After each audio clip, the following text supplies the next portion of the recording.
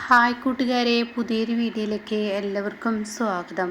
അങ്ങനെ സത്യനോട് കാര്യങ്ങളൊക്കെ ഇങ്ങനെ തുറന്ന് പറയാൻ കേട്ടോ. സോനയ്ക്ക് കുശുമ്പിളകിയിരിക്കുകയാണ്. ഇതുവരെ സുശീലയെ പോലെ തന്നെ തൻ്റെ എല്ലാ കാര്യങ്ങളും നടക്കുകയും എന്നാൽ അത് മറ്റുള്ളവരുടെ ചിലവിൽ തനിക്ക് ഒരു രൂപ പോലും ചിലവാക്കാതെ സുഖിക്കുന്ന ആ ജീവിതം അത് ഇനി ഇല്ല എന്നറിയുമ്പോൾ ഒരിക്കലും അംഗീകരിക്കാൻ സോനയ്ക്ക് കഴിയില്ല കേട്ടോ.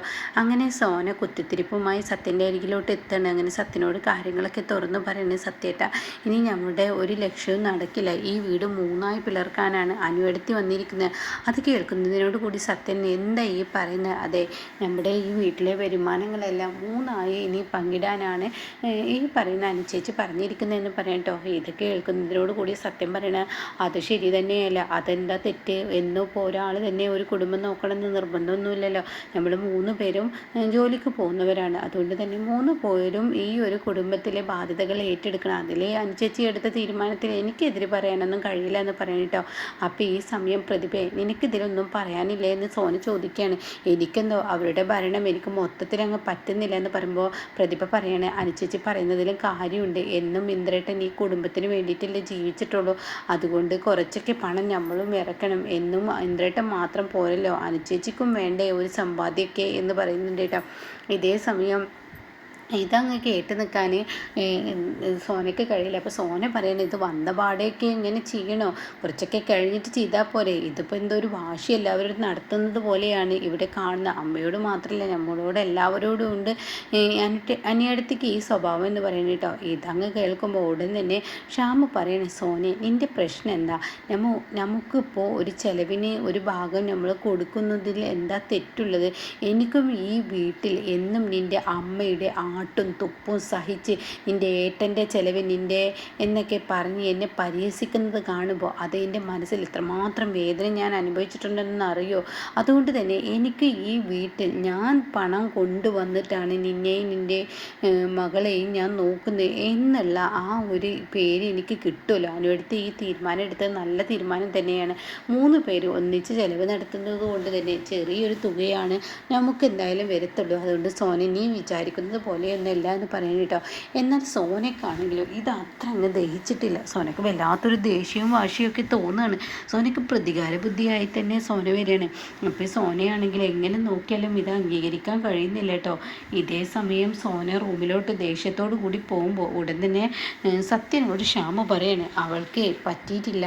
നിങ്ങളുടെയൊക്കെ അമ്മയുടെ സ്വഭാവം ചെറുതായിട്ടൊന്നും അവൾക്ക് പിടിച്ചിട്ടുണ്ടെന്ന് പറയട്ടോ. പിന്നീടാണെങ്കിലോ ഇന്ദ്രൻ്റെ റൂമിലെത്തിയ അനുപമ ചോദിക്കുകയാണ്, ഇന്ദ്രട്ട ഞാൻ ചില തീരുമാനങ്ങളൊക്കെ കടുത്തെടുക്കുമ്പോൾ ഇന്ദ്രട്ടന് വല്ല മനപ്രയാസം ഉണ്ടെങ്കിൽ പറയണേ.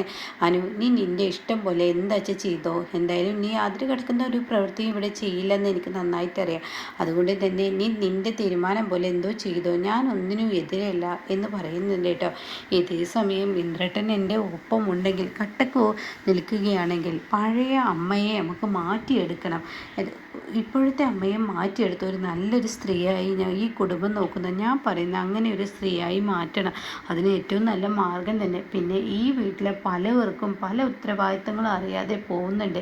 അപ്പോൾ ഇനിയൊക്കെ കുറച്ച് ഉത്തരവാദിത്തത്തോടു കൂടി നമ്മൾ പെരുമാറിയവരാണ്. അവർക്കും ഒരു സമ്പാദ്യം ഉണ്ടാക്കണമെന്നും അവർക്കും ഒരു ബിസിനസ് തുടങ്ങണമെന്നൊക്കെ തോന്നുള്ളൂ. അല്ലെങ്കിൽ എന്നും ഓരോ പ്രശ്നങ്ങൾ ഉണ്ടാക്കി ഈ പറയുന്ന ഇന്ദ്രേട്ടനെ തന്നെ എന്നും ഓരോ ഭാരങ്ങൾ ഇറക്കി വെക്കും. അതുകൊണ്ട് ഇനി അത് പാടില്ല. അതുകൊണ്ടാണ് ഈ തീരുമാനം ഞാൻ എടുത്തിരിക്കുന്നതെന്ന് പറയുന്നുണ്ട് കേട്ടോ. അതൊക്കെ കേൾക്കുന്ന ഇന്ദ്രൻ എന്തുമാവാം എന്നുള്ള ആ ഒരു സമ്മതം നൽകുകയാണ്. പിന്നീടാണെങ്കിലോ ലച്ചുവിന് ഭക്ഷണമൊക്കെ കൊടുത്ത് അവർ ലച്ചുവിനെയും കൊണ്ട് അവിടെ നിന്ന് ഇറങ്ങുകയാണ്. അപ്പോൾ ഉടൻ തന്നെ മഞ്ചാടി ചോദിക്കുന്നുണ്ട്, ചിരിച്ചേച്ചി സത്യത്തിൽ അച്ഛനിൽ നിന്ന് എന്തെങ്കിലും കാര്യം മറക്കുന്നുണ്ടോ? രഘുവേട്ടനും അമ്പിളി ചേച്ചി, അച്ഛൻ എന്തിനാ അവരോട് ഇത്ര അകൽച്ച കാണിക്കുന്നത്? ഞാൻ വന്നത് മുതൽ ശ്രദ്ധിക്കുന്നു. അച്ഛന് എന്തൊക്കെയോ ഒരു ദേഷ്യം രഘുവേട്ടനും ഉള്ളതുപോലെ. രഘുവേട്ടനും അമ്പിളി ചേച്ചി അച്ഛനോട് എന്തെങ്കിലും ചെയ്തിട്ടുണ്ടോ? അത് കേൾക്കുന്ന ചീരു തപ്പി പിടിച്ചിട്ടും കൊണ്ട് പറയുകയാണ്, എന്താ മഞ്ചാടി നിനക്ക് ഇങ്ങനെയൊക്കെ തോന്നാൻ? അങ്ങനെയൊന്നും നമ്മുടെ അച്ഛനുണ്ടാവില്ലെന്ന് നിനക്കറിയാലോ. നമ്മുടെ അച്ഛൻ ആരോടും വെറുപ്പ് ഉണ്ടാവില്ലല്ലോ. രഘുവേട്ടനും അമ്പിളി ചേച്ചിയും ഇങ്ങനെ ഓടി നടന്ന് പണി ചെയ്യുന്നത് കാണുമ്പോൾ ആ ഒരു വിഷമം കൊണ്ടായിരിക്കും എന്നൊക്കെ പറഞ്ഞ് വാക്കുകൾ തട്ടി മാറ്റാൻ കേട്ടോ. എന്നാൽ രഘു അമ്പിളിയും ദാസിൻ്റെ വീട്ടിൽ ചെല്ലുമ്പോൾ അമ്പിളിയോട് രഘു പറയാണ്, എനിക്ക് അമ്മാവൻ്റെ ഓരോ പ്രവൃത്തിയും എന്നിൽ വിഷമം ഉണ്ടാക്കുകയാണ് ചെയ്യുന്നത്. പക്ഷേ ഇന്നിപ്പോൾ അമ്മാവൻ എന്നോട് ചെയ്തത് ഒരു വാശിയാണ് എന്നിൽ ഉണ്ടാക്കിയിരിക്കുന്നത്. അമ്മാവിന് ഞാൻ എന്ത് ചെയ്യുമ്പോഴും കുറ്റം മാത്രമേ ഉള്ളൂ. അമ്മാവിന് എന്തെങ്കിലും ഞാൻ ചെയ്യുന്ന പ്രവൃത്തി നല്ലതാണെന്ന് അമ്മാവൻ പറഞ്ഞിട്ടില്ല. ഒരു പരിഹസിക്കാനോ ഒരു എന്താനും തള്ളാനും ഉള്ള ഒരു വണ്ടി മാത്രമാണ് അമ്മാവൻ എന്നെ കാണുന്നത്. അതുകൊണ്ട് തന്നെ ഇനി ഈ രഘുവിനെ അങ്ങനെ കിട്ടില്ല. ഇന്നത്തെ നിൻ്റെ അച്ഛൻ്റെ പെരുമാറ്റം എന്നെ വല്ലാതെ മുറിവേൽപ്പിച്ചിരിക്കുന്നു. അദ്ദേഹം ഒരിക്കലും എന്നോട് ഇത്രയും മോശമായി സംസാരിച്ചിട്ടില്ല. ഞാൻ സത്യത്തിൽ അദ്ദേഹത്തിനോട് എന്ത് തെറ്റാ ചെയ്തത്?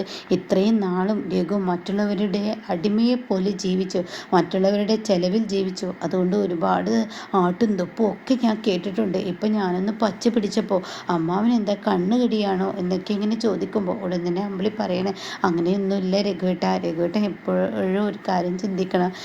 ഈ പറയുന്ന അച്ഛൻ സത്യത്തിൻ്റെ മാർഗത്തിൽ മാത്രമേ പോവുള്ളൂ. അങ്ങനെ നോക്കുകയാണെങ്കിൽ ഈ സ്വർണം ഈ ആദിലിനല്ലേ കൊടുക്കേണ്ടത്. അപ്പോൾ മറ്റുള്ളവരുടെ മുതലെടുത്ത് ജീവിക്കുന്നത് അത്ര നല്ലതല്ല എന്ന് അച്ഛൻ എപ്പോഴും പറയാറുണ്ടല്ലോ എന്നൊക്കെ പറഞ്ഞ് വാക്കുകൾ കൊണ്ട് തട്ടി മാറ്റുകയാണ് കേട്ടോ. എന്നാൽ ഈ സമയം ഇപ്പുറത്താണെങ്കിലോ സോന പണി തുടങ്ങിയിരിക്കുകയാണ് കേട്ടോ. രാവിലെ നീച്ച് പഞ്ചസാരയൊക്കെ മുക്കി വെക്കുകയാണ്. എന്നിട്ട് സോനയാണെങ്കിലോ ഇന്ന് അവർക്കിട്ടൊരു ഉഗ്രം പണി കൊടുക്കണം, അങ്ങനെ ആയാൽ ശരിയാവില്ലല്ലോ എന്നിങ്ങനെ ചിന്തിക്കുകയാണ് കേട്ടോ. അങ്ങനെ എല്ലാവരും പതിവ് പോലെ നീക്കുന്നത് പോലെ സോനയും നീച്ചു, അതുപോലെ പ്രതിഭയും നീച്ചു. ചായക്ക് വെള്ളം വെക്കുന്നു. അപ്പോൾ ഉടൻ തന്നെ പ്രതിഭ പറയാണ്, സോനയെ ഇവിടുത്തെ പഞ്ചസാര തീർന്നിട്ടുണ്ടല്ലോ, പഞ്ചസാര അനുചേച്ചി കൊടുന്നതിലുണ്ടോ, ഞാനൊന്ന് പോയി നോക്കട്ടെ എന്നും പറഞ്ഞ് ഒന്നും അറിയാത്തതുപോലെ പഞ്ചസാര മൊത്തത്തിൽ അവിടെ നോക്കണേട്ടാ. അവിടെയൊന്നും കാണുന്നില്ല. അത് കാണുന്നതിനോട് കൂടി ഉടൻ തന്നെ സോന പറയാണ്, അനുചേച്ചി പഞ്ചസാര കൊടുന്നില്ലെന്ന് തോന്നുന്നു. അത് കേട്ടോടെ തന്നെ പ്രതിഭ പറയും, ഞാൻ പോയി ചോദിക്കട്ടെ എന്നാ. അത് കേട്ടോടെ തന്നെ, വേണ്ട ഞാൻ ചോദിച്ചോളാം, നീ ഇവിടെ ചായ ഉണ്ടാക്കിക്കോ എന്നും പറഞ്ഞ് താൻ നേരെ ഈ പറയുന്ന അനുപമയുടെ അരികിലോട്ട് ഇന്ദ്രൻ്റെ അരികിലോട്ടും ചെല്ലാണ് കേട്ടോ. അപ്പോൾ ഉടൻ തന്നെ ഏട്ടത്തി ഇവിടെ സാധനങ്ങളൊക്കെ മേടിച്ചു കൊടുത്തു, പക്ഷേ അക്കൂട്ടത്തിൽ പഞ്ചസാര മേടിക്കാൻ മറന്നതാണോ? അത് കേട്ട ഉടൻ തന്നെ അനുപം പറയണേ, ഞാൻ പഞ്ചസാര ഇന്നലെ വാങ്ങി കൊണ്ടുവന്നതാണോ, ഇന്നലെ ഞാൻ പഞ്ചസാര കൊണ്ടുവന്നിട്ടുണ്ടല്ലോ എന്ന് പറയുമ്പോൾ സോന പറയും, ഞാനെന്താ കള്ളം പറയുന്നു എന്നാണ് ഏട്ടത്തി പറയാം. അങ്ങനെ സോന ഞാൻ പറഞ്ഞില്ല, ഞാൻ പഞ്ചസാര ഇന്നലെ വാങ്ങിയതായി നല്ല ഓർമ്മയുണ്ട്. അപ്പോൾ ഉടൻ തന്നെ സോന ഇത് പറയുമ്പോൾ സോനയോട് ഇത് പറയുമ്പോൾ സോനയോട് പറയാണ്, നീ എന്നാ അകത്ത് കയറിയിട്ട് നോക്ക് ഇവിടെ പഞ്ചസാര ഉണ്ടോ ഇല്ലേ എന്ന് ഇങ്ങനെ പറയുകയാണ് കേട്ടോ. അപ്പോൾ ഉടൻ തന്നെ സോന പറഞ്ഞു, ഇല്ലെന്ന് പറഞ്ഞില്ലേ. അങ്ങനെ പിന്നീട് അനുപമ വീണ്ടും അകത്ത് നോക്കി മൊത്തത്തിൽ നോക്കുകയാണ്. അപ്പോൾ പ്രതിഭ പറയാണ്, ഏട്ടത്തി ഇവിടെ പഞ്ചസാര ഇല്ലെന്ന് പറയട്ടോ. ഇതോടുകൂടി എന്തായാലും പഞ്ചസാരയല്ലേ ഇവിടെ വേണ്ടുള്ളൂ, അത് ഞാൻ പോയി വാങ്ങിക്കൊണ്ടുവരാം എന്നൊക്കെ പറഞ്ഞിട്ട് പെട്ടെന്ന് ക്യാഷൊക്കെ എടുത്ത് അനുപമ പുറത്തോട്ട് നടന്നു പോകുന്ന രംഗം കാണാമെന്നുള്ള പ്രതീക്ഷയോടുകൂടി സുശീലയും സോനയും കൂടി നിൽക്കുമ്പോൾ പെട്ടെന്ന് കാണാൻ അനുഭവം ഇവരുടെ മുന്നിലൂടെ ഇറങ്ങിപ്പോകുന്നതായിട്ടാണ്. അപ്പോൾ ഇറങ്ങിപ്പോകുന്നത് കാണുമ്പോൾ ഉടൻ തന്നെ സുശീല പറയണേ, എടി സോനെ, നീ ഇന്നലെ പഞ്ചസാര കൊടുന്നതൊക്കെ ഞാൻ കണ്ടതാണ്, അതിൽ പഞ്ചസാര ഉണ്ടായിരുന്നു, നീ മനഃപൂർവ്വം ആ പഞ്ചസാര മാറ്റി വെച്ചതാണല്ലേ. എൻ്റെ അമ്മ ഒന്ന് പതുക്കെ പറ, ഇത് മറ്റുള്ളവർ കേൾക്കും. ഞാൻ അവരുടെ ഇന്നലത്തെ സ്വഭാവത്തോടു കൂടി അവരോട് എനിക്ക് വെറുപ്പാണ് തോന്നിയത്, അതുകൊണ്ട് തന്നെ ഞാൻ മനഃപൂർവ്വം മാറ്റി വെച്ചത് തന്നെ അവരെ ഇവിടെ നിന്ന് ഒഴിവാക്കാനും നേരം വഴുകി വരുമ്പോൾ അവർക്കിട്ട് രണ്ട് കൊട്ടുവാനാണ്. അതുകൊണ്ടാണല്ലോ ഞാൻ പറഞ്ഞത് കുഞ്ഞിനും അതുപോലെ മറ്റുള്ളവർക്കൊക്കെ പാലും ചായയൊക്കെ വേണം എന്നുള്ള ആ ഒരു കാര്യം പറഞ്ഞത് എന്നൊക്കെ അങ്ങനെ പറയുമ്പോൾ കാണാം പെട്ടെന്ന് ആ സ്കൂട്ടിയുടെ ലൈറ്റ് അങ്ങ് ഓണാവുന്ന ആ ഒരു കാഴ്ച കേട്ടോ. പിന്നീട് അനുപമ ആ സ്കൂട്ടി ഓൺ ചെയ്ത് പെട്ടെന്ന് പോയിട്ട് ചായക്കടയിൽ പോയി പഞ്ചസാരയുമായി 5 സെക്കൻഡ് എന്ന് പറയുന്നത് പോലെ പെട്ടെന്ന് പോയി അവിടെ എത്തണം കേട്ടോ. ഇത് കാണുന്ന സുശീലയും സോനയും ഞെട്ടിപ്പോവാണ്. ഈശ്വര, ഇത്രയും പെട്ടെന്ന് ഇവളിത് ചെയ്യോ, ഇവൾക്ക് വണ്ടി ഓടിക്കാമോ എന്നുള്ള സത്യം ഞാൻ അറിഞ്ഞില്ലല്ലോ എന്ന ഭാവത്തിൽ അവരിങ്ങനെ നിൽക്കുകയാണ് കേട്ടോ. എന്നാൽ ഈ സമയം ഇപ്പുറത്താണെങ്കിലോ പ്രതിഭയുടെ കയ്യിൽ അനുപമ പഞ്ചസാര കൊണ്ടു കൊടുക്കുകയാണ്. അങ്ങനെ സത്യനും ഈ പറയുന്ന ഇന്ദ്രനൊക്കെ കൊണ്ടു കൊടുക്കുമ്പോൾ ഇന്ദ്രൻ ചോദിക്കുന്നുണ്ട്, രാവിലെ അല്ലേ ഇവിടെ പഞ്ചസാര ഇല്ലെന്ന് പറഞ്ഞത്, ഇപ്പം നല്ല മധുരമൊക്കെ ഉണ്ടല്ലോ, എവിടെ നിന്നാണ് പഞ്ചസാര കിട്ടിയത് എന്നൊക്കെ ചോദ്യവും പറച്ചിലും അവർ തമ്മിലുള്ള ആ കളിച്ചിരികളൊക്കെയാണ് കേട്ടോ. ഇങ്ങനെ